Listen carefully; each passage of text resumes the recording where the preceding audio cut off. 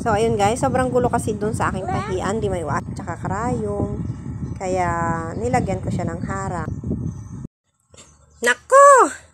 So, pinakuhaan ko siya guys, para hindi makaalis. Diyan ka lang. Hindi ka na makadaan. Wala na. Nako!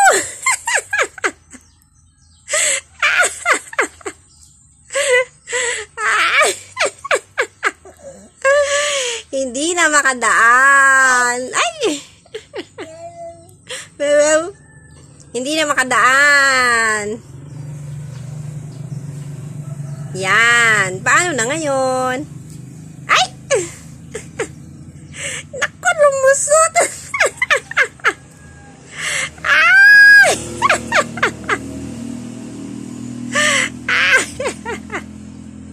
Nakadaan pa rin pala.